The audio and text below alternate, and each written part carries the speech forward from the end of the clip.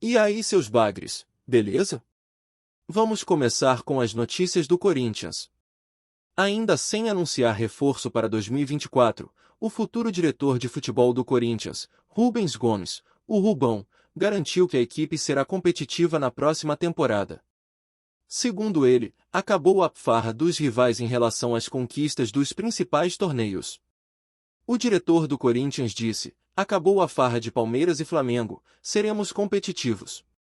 Rubens Gomes reforça interesse em Gabigol e diz que Timão já conversou com o clube carioca, estou esperando de braços abertos. O que eu posso te falar e afirmar, o Corinthians será um time competitivo, não tenho a menor dúvida. A metodologia mudou hoje, nós estamos consultando uma central de mercado, que é o Cifut, que nos dá tudo do jogador que queremos. Sentamos com o Mano Menezes, analisamos o que ele queria e estamos no mercado trabalhando dessa forma. Acabou a farra de Palmeiras, Flamengo, nós vamos brigar com eles de igual para igual. Pode ter certeza, disse Rubão, nesta quarta, em entrevista à Rádio Bandeirantes. É difícil? É muito difícil você remontar um time. E devido à metodologia do Corinthians hoje, dessa forma, fica mais difícil, porque a gente analisa o jogador e ainda consulta com amigos do setor para saber de comportamento e assim por diante. Entendo a preocupação da Fiel, mas podem ficar seguros e tranquilos que vamos montar um time competitivo. Não será por baciada, será por qualidade. Corinthians precisa voltar a ser brigador. Olhava e dava gosto de ver jogar, completou. E o Gabigol? Rubão também admitiu interesse em Gabigol, atacante do Flamengo, dizendo que, inclusive, já abriu conversas com o rubro-negro para ter o atacante em 2024. Mais cedo, o presidente Augusto Melo, em entrevista ao Seleção Sport TV, disse que o Corinthians tem condições de contratar o jogador. A negociação, porém, é bem complexa, afinal, o jogador tem contrato até o fim do próximo ano e um salário considerado altíssimo. Eu quero muito que Gabigol venha, estou esperando de braços abertos. Se eu falar que não tem conversa é mentira. Estamos conversando com ele, sim, é uma operação muito complicada. Envolve um grande jogador. Estamos respeitando as instituições. Mudou-se a metodologia. Hoje, conversamos com Santos, Palmeiras, Flamengo. Eu sei que todo jogador tem empresário e, depois dos clubes, começamos a nos reunir com jogadores. Não sentamos ainda, revelou Rubão. Questionado na sequência novamente sobre o tema, disse já estar em contato com o Flamengo. Com o Flamengo já conversamos. É algo que estamos amadurecendo, mas não posso dar detalhes. Quando abre a boca, se torna mais caro. Falar o nível que está a negociação pode me complicar. Tanto a mim quanto ao Flamengo. Uma conversa muito boa, sem falar em outros nomes. Dissemos que temos interesse em alguns jogadores deles. Ficamos de marcar um bate-papo para tentar organizar essa equação. Não posso dar os nomes porque pode frustrar a negociação, encerrou. Augusto Melo toma posse do cargo de presidente em 2 de janeiro, mas já tem trabalhado ao lado de Rubão e Mano Menezes pelo planejamento do próximo ano. O presidente eleito tem o aval do atual dono do cargo, Duílio Monteiro Alves, para negociar. A iminente venda de Gabriel Moscardo ao Paris Saint-Germain deve ajudar o Corinthians a ser mais competitivo no mercado de transferências. E iniciar então a reformulação pretendida pela diretoria eleita. O jogador deve render cerca de 22 milhões de euros, 117 milhões de reais, ao Timão. Ser competitivo novamente no mercado significa para o Corinthians, de certa forma, também uma mudança de postura em relação à gestão atual, que priorizou ao longo do mandato a aquisição de atletas em fim de contrato e não a compra de direitos econômicos junto a outros clubes. Uma das poucas compras feitas por Duílio Monteiro Alves foi o volante Fausto Vera, que causou problemas para o clube na justiça, o Argentinos Júniors. Clube de origem do argentino, que chegou a acionar o Timão por não ter recebido o pagamento pela venda de 70% dos direitos econômicos. Agora é a vez do Palmeiras. Caio Alexandre, do Fortaleza, confirma a negociação com o Palmeiras. Destaque do Leão do Piscina última temporada, volante fala pela primeira vez sobre conversas com Verdão.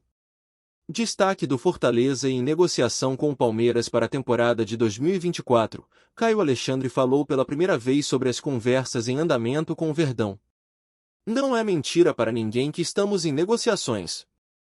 Mas é esperar os próximos passos, disse o atleta, em entrevista ao Lance.